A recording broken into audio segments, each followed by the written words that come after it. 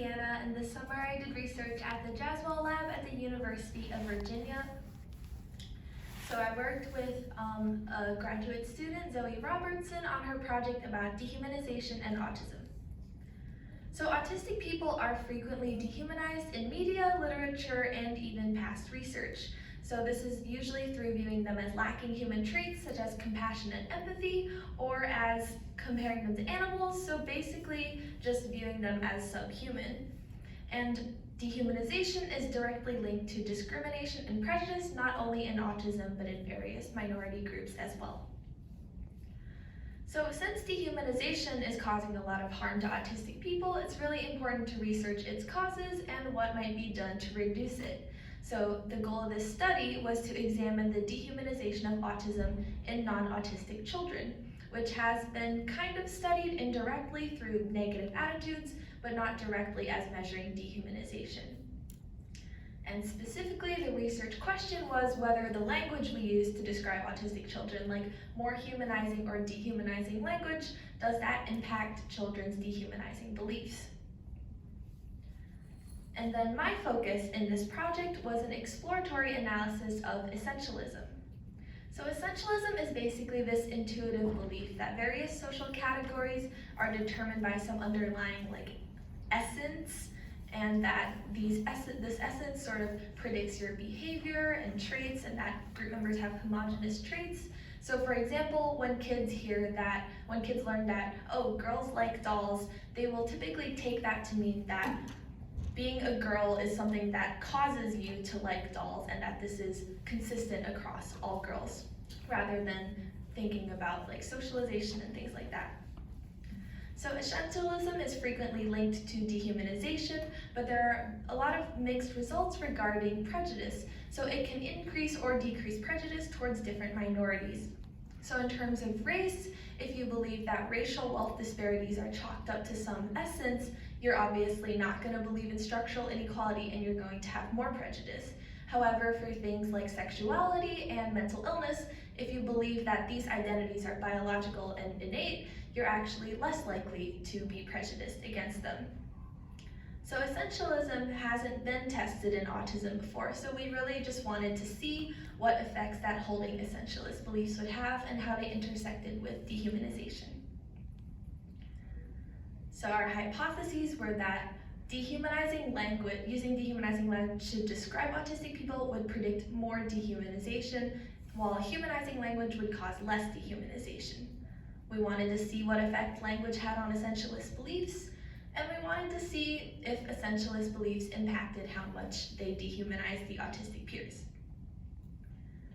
So the way we did this, since we wanted to do a within-subject study and also avoid children's pre-existing knowledge of autism sort of coloring the data, we used these novel group paradigms. So we called them hibalistic and deperistic kids instead of using the word autistic. And so we described the hibalistic one in a very humanizing way and the deperistic one in a very dehumanizing way. You can just remember H and D. So hibalistic one, we said her brain was different from other kids, while the deperistic one, we said there was something missing. There was also things like does odd things to help herself calm down versus does odd things because she's deperistic, and prefers to use her hands to eat versus acts like an animal. So you see how these are very similar autistic behaviors but described in very different ways. Then after the vignette, children rated the deperistic and hibalistic groups and themselves just as an in-group control group on these 3 dehumanization scales. So for each of these scales, it goes from not human to fully human, and children pointed to the one that they thought corresponded to the group. And then we averaged the ratings from all 3 scales for each group to create a dehumanization score that went from 0 to 3, with 3 being very dehumanizing. For essentialism, we created our own exploratory measure based on these 5 sort of components of essentialist beliefs that have been identified in kids before. So natural kinds is just whether this grouping is biological and natural. Strict group boundaries is the idea that you can only be fully this thing or not this thing, you can't be in between. Homogeneity, whether group members have homogeneous behaviors. Membership stability, whether it's stable as they grow up over time. And so these first 4 questions were just yes/no binary questions, But our final question about causality was open-ended. We asked them, why do hibalistic or deperistic kids eat with their hands, like asking the questions for each group. And then we determined whether their response was essentializing or not based on if they viewed the group membership as causing this behavior. So the way we did that was through qualitative coding of the responses with 2 independent coders. So for example, a response saying their brains can't understand would be coded as biology, and yes, that is essentializing. I have a list of all the codes in the appendix if anyone's interested later. If someone said they like it better, however, that would be coded as agency and not essentializing because they're attributing this behavior to a personal preference and not their group membership. Responses with both types of beliefs were coded as mixed, and then anyone who said, I don't know, or gave irrelevant information, we excluded them from the analysis. So as hypothesized, language did predict dehumanization. So children perceived the dehumanized deperistic group as less human than the humanized group.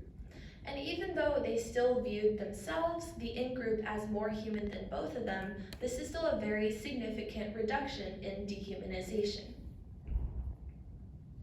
For essentialism, we originally wanted to use the 5 questions as a composite, but we found that that actually had very low reliability, which is still consistent with previous research because these beliefs are dissociable to some extent.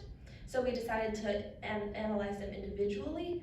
We found that only the causality explanations ratings significantly differed based on language, and the others didn't change. So you can see, like, there were a lot more essentializing answers for the dehumanized group, versus the humanized group was kind of evenly split because kids were more likely to think they had agency. Then, essentialism and dehumanization, we found that causality and natural kinds both significantly predicted dehumanization in a linear mixed effects model. So natural kinds, we asked them, are these deperistic kids the same kind of kids as these non-deperistic kids? If they said that no, they're distinct, they were more likely to dehumanize.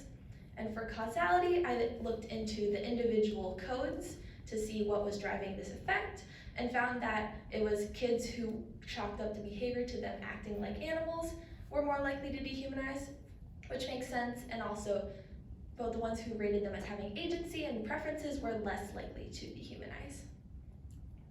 To sum it up, language caused dehumanization, only causality had an effect in language on essentialist beliefs, and natural kinds and causality essentialist beliefs predicted dehumanization.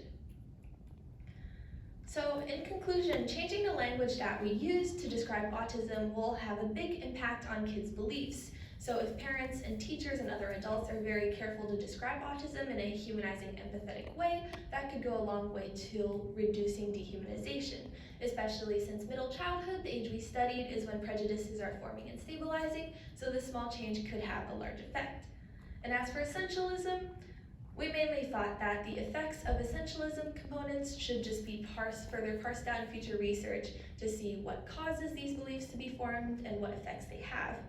Although our results do suggest that not viewing autistic kids as distinct from neurotypical kids, not viewing them as animals, and also viewing them as having agency could decrease dehumanization, which is our goal.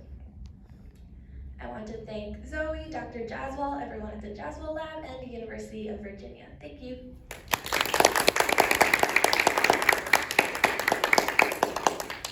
Wonderful. I'm starting the timer for 3 minutes for questions. Does anyone have a question? Okay, I'll ask a question.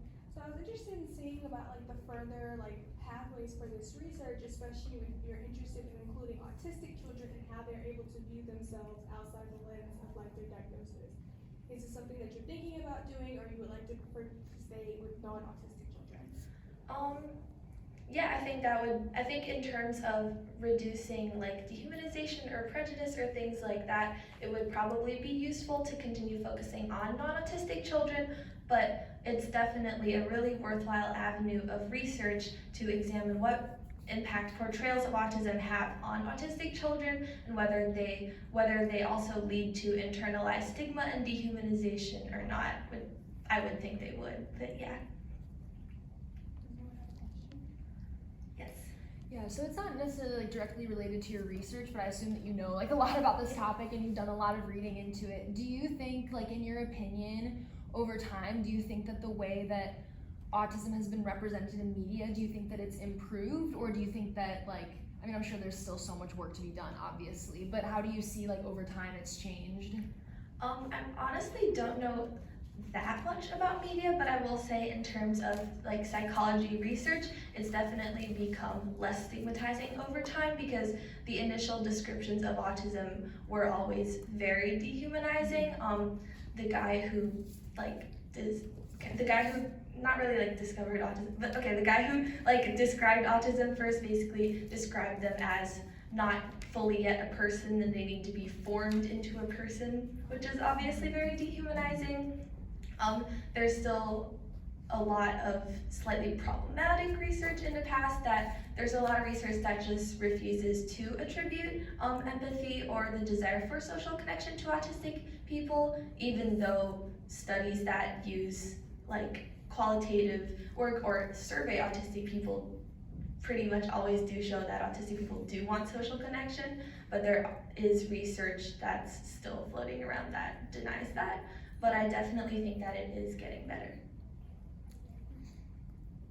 Do we have any additional questions? What was something that you